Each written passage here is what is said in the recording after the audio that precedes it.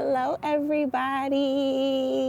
You already know who it is. It is Kendall Peacock Butler, the Real Realtor of Houston. But you already know, you can just call me Peacock. And guess what day it is? Guess what day it is? It's the 1-year anniversary of the Real Realtor of Houston. Okay, but here's the thing. It's not the 1-year anniversary of me as a realtor. It's just the 1-year anniversary since the birth of the Real Realtor of Houston. Like, I seriously am so incredibly proud of the journey that I've been on this past year. I look at all of the amazing people I was able to meet, all of the connections that I was able to make, just relationships, friendships that were formed. It has been the most magical year in my real estate business. That's not to say the real estate business wasn't still doing what it does, the ebbs and flows, but you know, if you go back to the Realtor Roundtable episode with myself and two of my friends in the local Houston market, we talked about some of those struggles, some of those challenges, those obstacles of overcoming when we're in those moments when business isn't looking the best, but how do we push through it? How do we get to the next day? How do we get to the next moment sometimes? You know, there's a lot of people who, they start out in this business, they're like, man, we got this, we're gung-ho, we can't wait. And then you talk to them a year or two later, and it could have been this one. It's not necessarily this market per se, but this is just people, period. This market was just a really, it has been a tough market.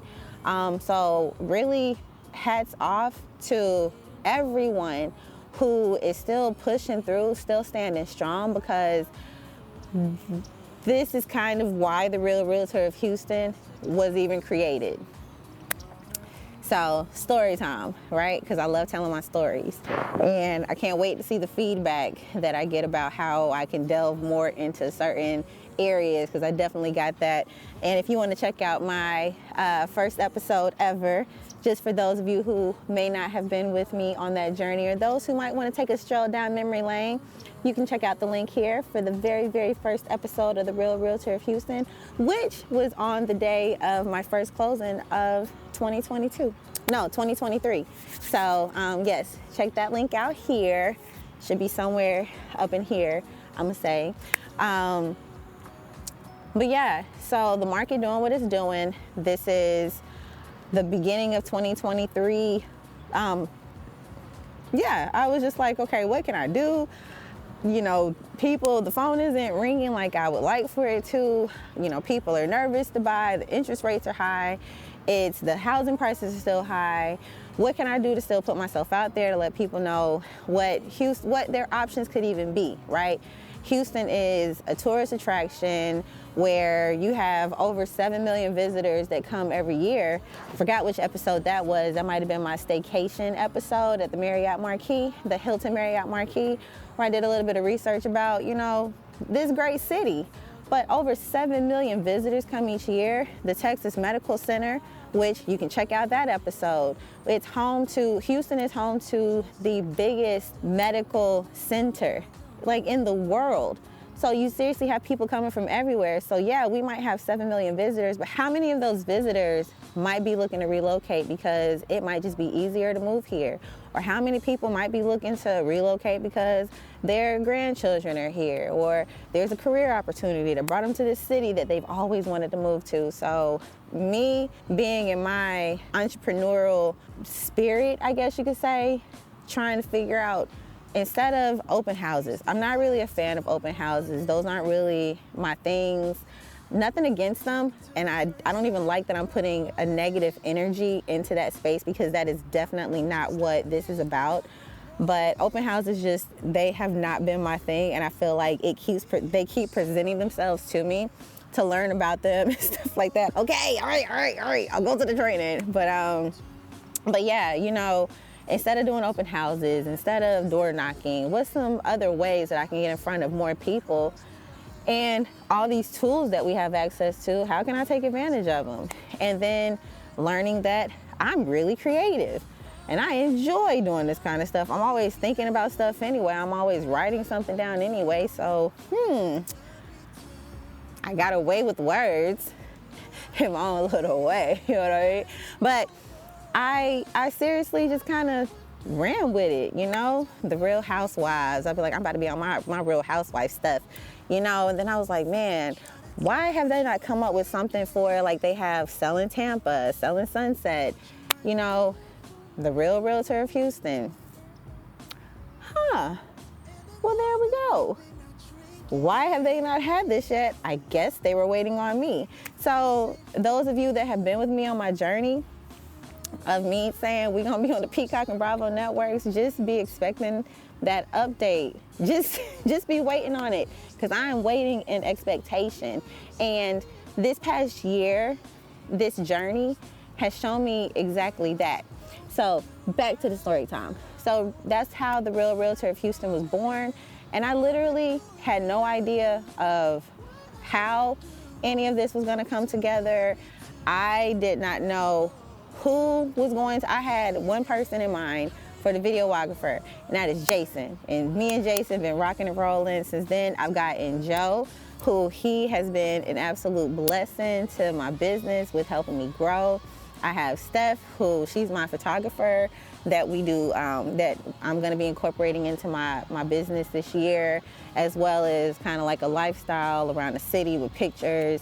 I have Jeremy with Black Book Houston, who he also has drone, where we're starting to work together with different episodes. So I love that I have a team of videographers, photographers, social media managers that's growing, because me trying to figure out a way to create business for myself in a market where it was basically impossible. I think I may have opened up the year with, I definitely opened up the year with one under contract. I don't even think that I got any more under contract. Like, I really think I opened up the year with maybe one under contract and one that was going to be getting under contract.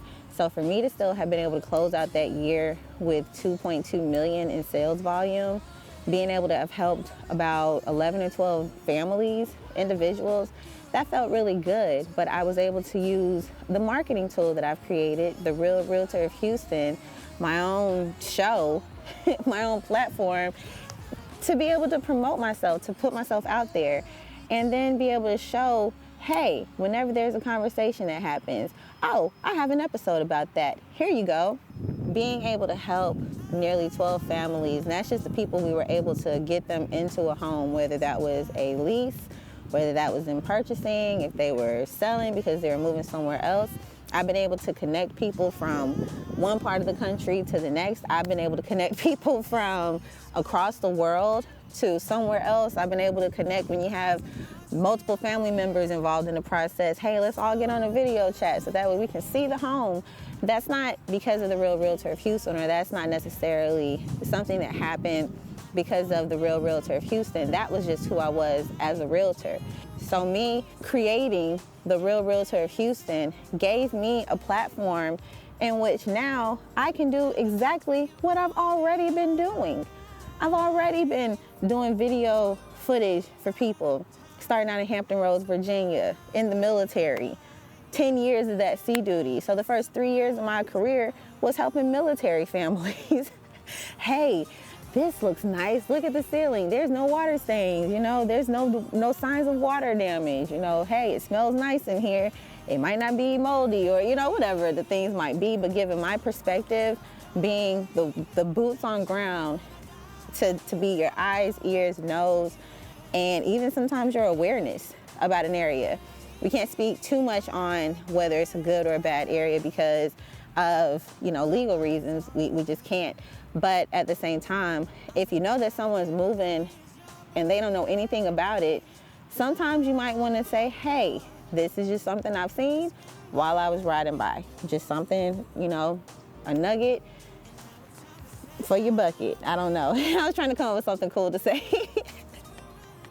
But my show created a way for me to have content to put in front of people. I just have a flood of just feelings and emotions. So the Real Realtor of Houston was created to be working, even though it really might not have been any work going on. You know, there's always something that can be done. So when people are like, oh, you getting it, you crushing it, it's like, I appreciate it because it was very hard, but I was able to lean into like a creative director space, which is so much fun. And I never would have even thought about that, of even being a title for something, you know, director, creative, something, you know. I learned so much about myself in this last year and in my business, and I'm very thankful for my creative vision to even create this platform and to be able to put myself out there, to be able to be just one step above the rest, because everybody out here is trying to make it. How can I set myself apart? Speak to whoever I'm going to speak to, and whoever doesn't, that's cool too, you know, and that's okay. Some things that I've learned about myself in this year that I'm still, I guess you could say, I'm gonna take my glasses off for this one, right? Some things that I'm working through to be better with is my focus. I learned that I try to rush through so much, and it's better to just take your time, stop, especially when you're in competition with yourself. Like, I really am in competition with no one but me. And that is absolutely refreshing to know that there's absolutely nobody that I'm in their lane, they're not in mine. I'm not, we are not running the same race because everybody doesn't have the same story to tell, right? So it has been refreshing to know I'm in competition with me, but it has also been scary because I'm in competition with me. And for me, I have a lot of big ideas. There's a lot of things that I just sit up and I'm renaming it the thinking tank. I was calling it the lab. My garage with my big dry erase board, like I was calling it the lab, but it's called the thinking tank now because I seriously sit there and I just come up with ideas about different things and just,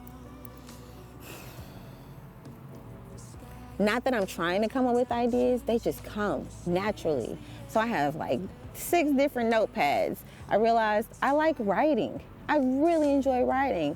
And now I've discovered a term that found its way to me via the Dear Future Wifey podcast, and it had Judge Lynn Toller on there. I absolutely love her. She has a few books that I'm gonna be investing into to invest in myself, but cathartic. They said that when she was saying that she likes to write, it was cathartic for her, or he had said cathartic. And so I was like, what does that even mean? But it's like a form of release. So sitting in the thinking tank, AKA the lab, AKA my office, AKA the garage in my house that has my big dream board that I've now upgraded it to be this big, beautiful work of art that's just constantly evolving and just being better and better. Like, I have that in there, and it's honestly where the ideas come out. So much so, I've noticed that I have to write the ideas out, and then once I finish writing it, it's almost like a release. Like, my body just like, okay, I got it out. I can power down now. So realizing that is something that makes me feel better. Being in therapy, of them asking the question, you know, what makes you happy? Because it has definitely been a lot of dark days. It has not been easy building what you see.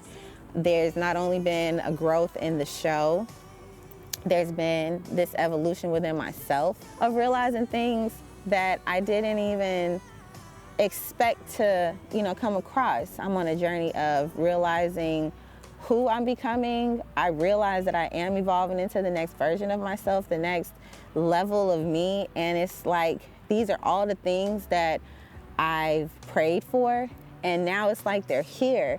So it's this scary thing that's happening, but it's exciting all at the same time. And I'm just making sure that I'm moving the way that I'm supposed to, in a way that I'm still honoring, first and foremost, God, honoring God, and also honoring myself and staying true to myself. I know that I don't want to punch a clock for anybody. I punched a clock for 14 years in the United States military. And that was a necessary evil to get where I needed to go, and that's cool. However, I don't choose to do that now, but you're gonna punch a clock for somebody, whether it's for a corporation or it's for yourself, if you have goals that you're trying to accomplish, that you are working at accomplishing. So a lot of the ideas that would make their way out on paper while I'm in the lab is kind of how it grew. But then I realized, all right, I feel good. I have all these goals. I have these dreams that I'm saying, okay, I'm gonna start this show. And then I would have my marching orders basically of what needed to be done. And I would find myself feeling down, feeling sad, feeling like kind of out of it. And it's like, I'm just now kind of realizing why this has been a year, mind you, of like feeling like, why do I feel like this? Why do I feel like I'm stuck in a rut, of sorts? And it's because I wasn't accomplishing the things that I said I wanted to accomplish for me. Nobody else set this goal for me. Nobody else said, this is what you're supposed to be out here doing. Nobody said, hey, if you want to build a show, if you want to get this many this is what you need to do. Just like having children, nobody got a book on how to build this thing, especially when I'm not seeing anybody else doing it. Not like me. Maybe there are some people, and I'm not saying that there aren't. I'm just saying I am in my own lane, and I am pursuing things that I feel like I've seen people do it, but not really all at the same time. So I'm putting my own glitter on it. I'm making this thing called real estate my own. And in this lane, it has shown me so many other wonderful things. So in those moments of me feeling bad and realizing like, okay, let's just do one thing every day, one thing in the direction of accomplishing what I said I wanted to accomplish. Let's just take one step of whatever that thing might be. It could have been scanning a document. It could have been making a phone call. It could have been putting the trash into the trash can. It could have been taking the trash out. It could have been anything that was in the direction of positive for my life that now can funnel into other areas. It can funnel into me being able to show up in a more productive way because, man, I was able to get this taken care of. Because the things that people don't necessarily talk about when it comes to anxiety, depression, we shy away from those things, but they don't necessarily show up in a way that you feel like it would. It can very much show up in a way of just you not being able to get out of your own mind and feeling like beating yourself up. But then when you take a step back and you realize all of the things that you have to take care of, it's like, why am I being so mean to myself? I don't know if it was a piece of advice that I received from someone or if it was I see a spider by my shoe. Okay. I don't know if it was a piece of advice that I received from someone or if it was just a realization that I made. But it was like, it may have been a realization that I made of when people are sitting here talking about how, I didn't do this, and I dropped the ball on that, and oh my God, I didn't do. And it's like, why are you being so hard on yourself? From the outside, looking in to someone else, it's like you literally had this that you were taking care of. And oh, by the way, you had that. So why are you being hard on yourself? Because you didn't have a chance to get to whatever it was that you had going on. You didn't have a chance. And that has honestly been the biggest breakthrough of this last year, of this season of my life, that I think I've realized is that the minute that you put out there a dream for yourself, a vision that you have, you put it on paper, that's step one. I'm not gonna say that's the easy part. that is very much a hard part. And I'm still working on what it is I even want. And I realize it's just going to constantly evolve. But once you put it out there that that's what you want, now you got to position yourself to receive it or to be ready for it. And that is not going to always be easy. As a matter of fact, what I've learned is that it's actually even more difficult, because the minute that you say this is what you want to do, that's when every single thing is going to get thrown in your way. And I'm not going to call them distractions. I'm going to call it life happening, lifing. So when those distractions are thrown at you, it's kind of like I'm not going to say a test, but it is definitely you pushing through and making it known to the universe, making a very, very loud proclamation, a very loud statement to the universe of, this is what I want. You're not gonna take it from me. You're not gonna take it from me. And then on top of that, cool, we're making a loud statement, but that doesn't stop life from happening, right? We're gonna take it a step further than that, of saying that I know I may have had this dream from 2 years ago.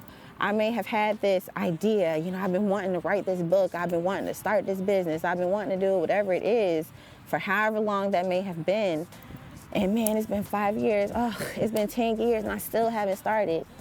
Quit. Seriously, stop. It didn't happen because it wasn't supposed to happen. You needed to go through some of those things. You needed for some of those hurdles to come. You needed for some of those roadblocks to come, because how else were you going to be able to tell about how you made the most amazing lemonade ever if you never had any lemons?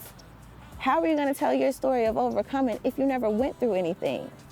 This vision that we have for ourselves, and even a vision that we may not, we may just want to be a better, whatever it is. We may want to be more physically fit, to just get up like, Jesus, I just want to get up and go walking. I just want to get up and stretch in the morning. I just want to drink more water.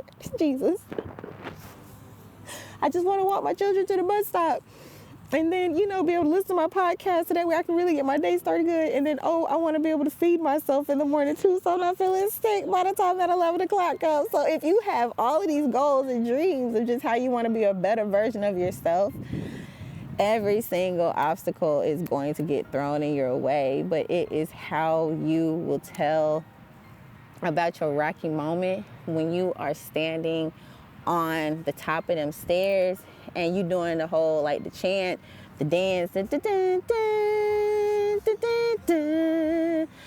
when you having that whole moment of how you are a champ and you overcoming seriously might be as simple as, I took a shower after 3 days because I've been in the bed, not able to really get up. My mind has not been with me because I've been on autopilot for my children, for my job, for my family, for my whoever.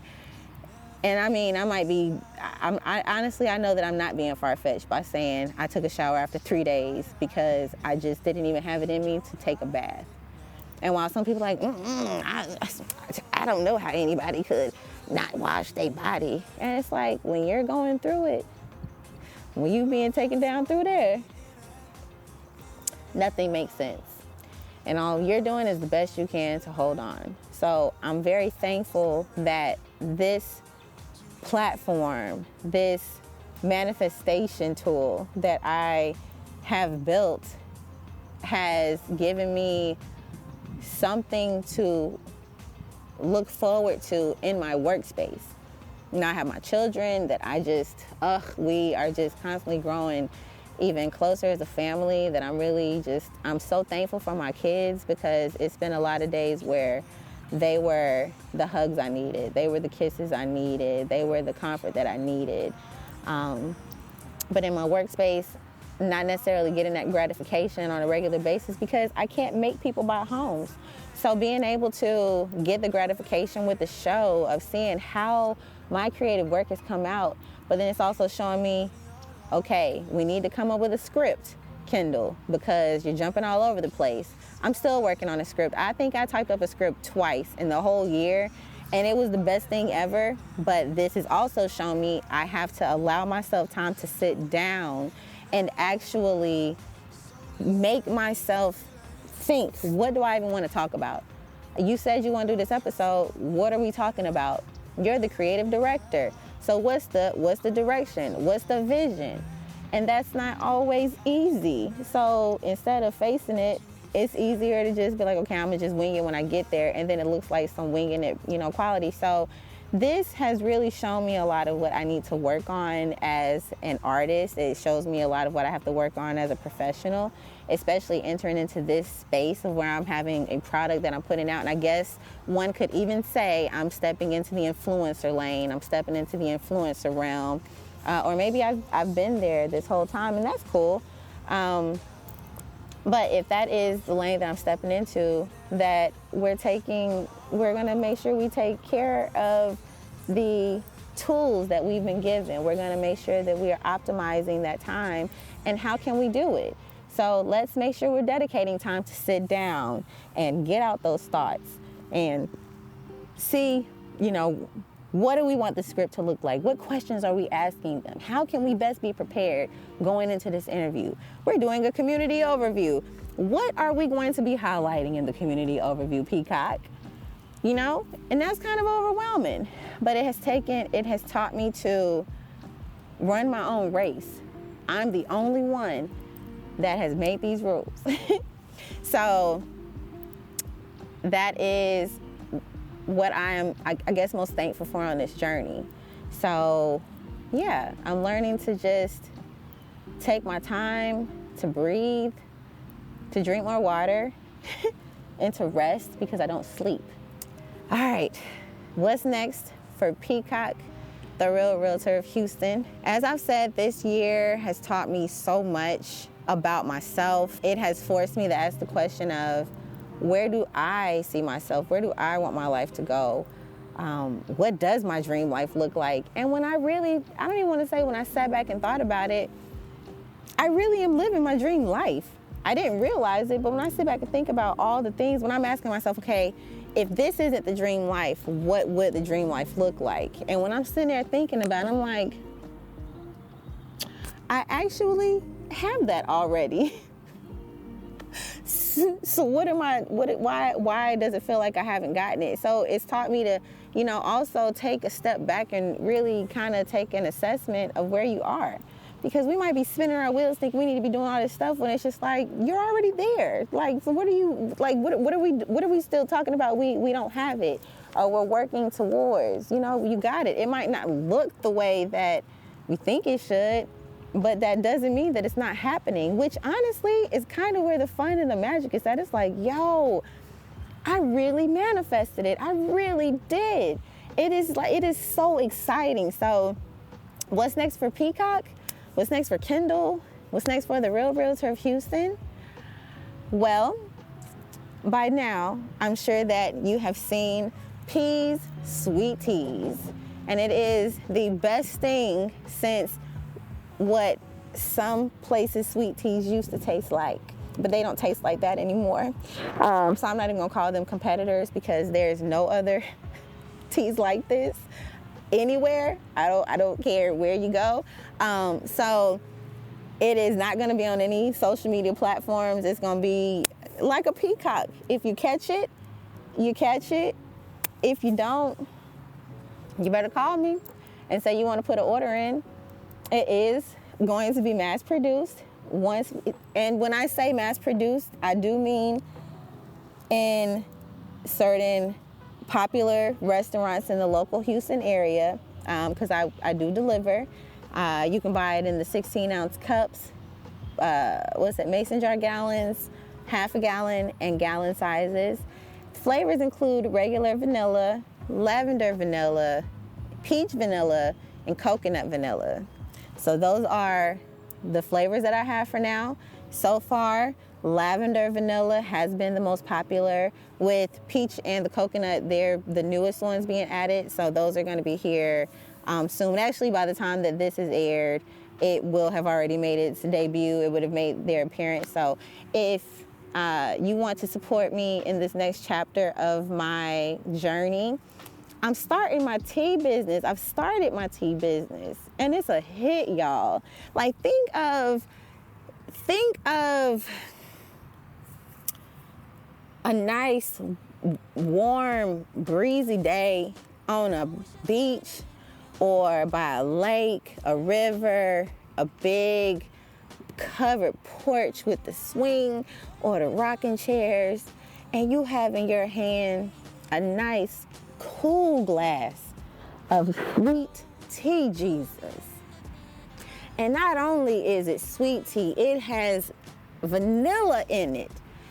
So it's a vanilla sweet tea. And then we took it a step further than that to make it be lavender vanilla sweet tea.